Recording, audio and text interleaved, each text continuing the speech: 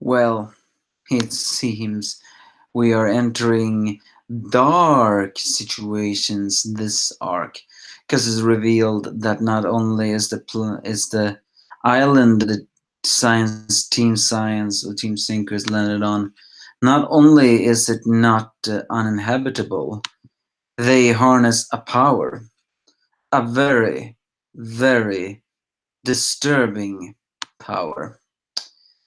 Either way, the angry enemy found the despair of viewer here. They sail near the coast side as everyone gets ready. They gather up a reconnaissance team, and it's during this time it's revealed that Team Senku has actually have had a stowaway who has been somehow clinging on to the other side, possibly breathing through a mask or something else. The only one who sees her is Ryusei, who traps her under a barrel while asking the next one to get here. Senku says the reason for the finding here is to find the treasure chests containing platinum. And at worst, they have to ask the natives for it. So it's the four people: Senku, since he will recognize platinum; Soyuz, since he is the one and only native; Kohaku, since she has security and eyesight; and Genkish, well, is an negotiator.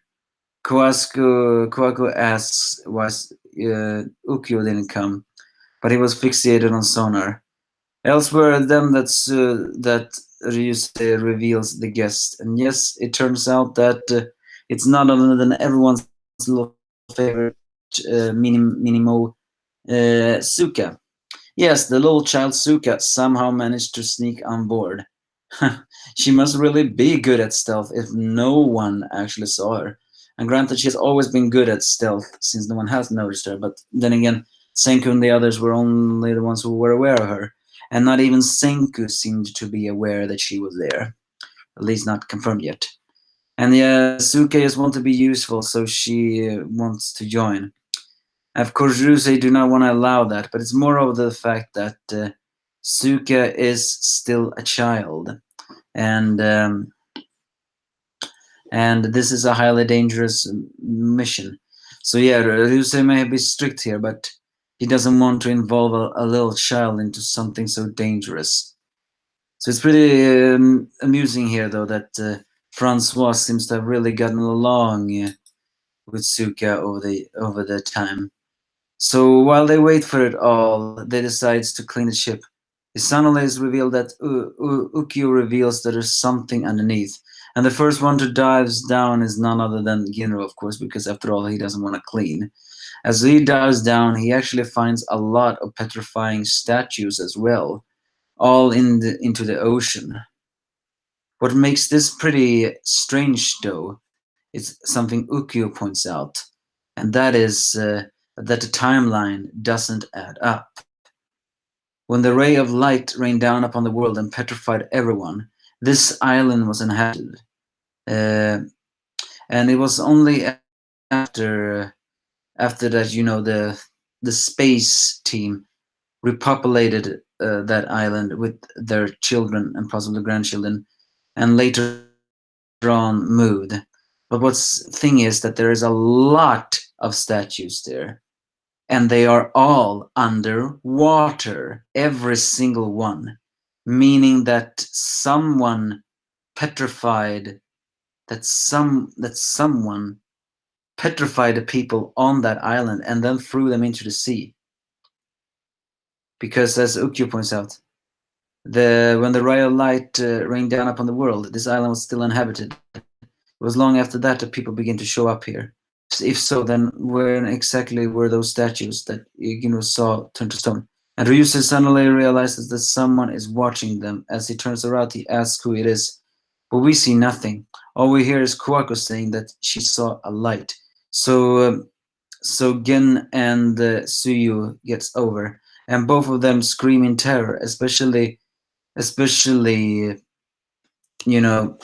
Gen, since he is the one who experienced that nightmare himself, because everybody on the ship has turned into stone.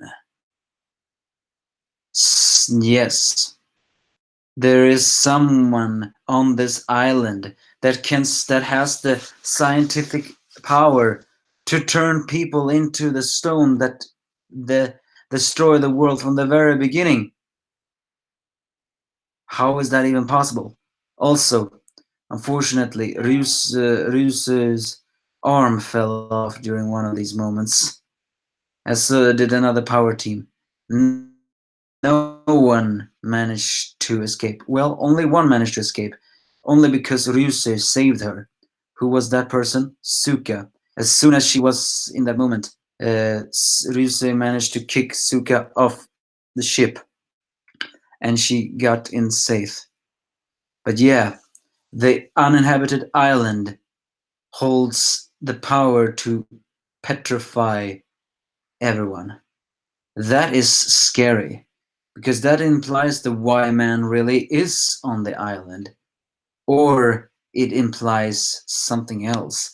It implies that whoever is in charge of this island has the means and the science to turn people into stone. Is that implying that all those statues on the water are those the original inhabitants of that island? And when I mean original, I mean those that are the true and other, distant relative ancestors of the Ishigami village? Or are they people that were petrified long before everything else of this happened? Hmm. Questions raises questions, but it's no denying that this was a terrifying chapter from Dr. Stone. A real terrifying chapter. There is with someone having the scientific power to petrify. Makes me wonder, are they aware of the, treasure of the platinum? Because the only one that can de-petrify everyone is Senku. He is the only one who knows the recipe for that. And yet, I don't think they can really formulate that unless they get platinum. Now everyone is out of the game except Suka, Kohaku, Ashiguro Gen, Suyus, and Senku. Did I say Kohaku right? Yeah. It's up to them to save everyone and find out how is it that the people on this place have the technology to do that petrification beam. It's worth noting also that when Ashiguro Gen saw this one, he also cried out in shock, but he also cried when he saw that. And why shouldn't he? After all, that is a reminder of the world that happened to him. But the chapter ends though with with Senku saying bye, as Senku proclaims that we're gonna follow them and make them confess to the crime scene and find out the trail to the culprits. Time to begin the science. Follow the light of despair and hope. I mean, it's true despair because now all of their friends have been petrified. A slight amount. If do have the technical petrification, then Senku do not need to travel to the other side of the world to get it. He can return to the village with that invention and then petrify Tsukasa. But yeah, is it the Y-Man who did all this? Could very well be the Y-Man who somehow took himself to the island and got here. But now everyone is petrified, except the selected few. Something tells me this is going to be a terrifying arc. But you give me your thoughts, if you have any.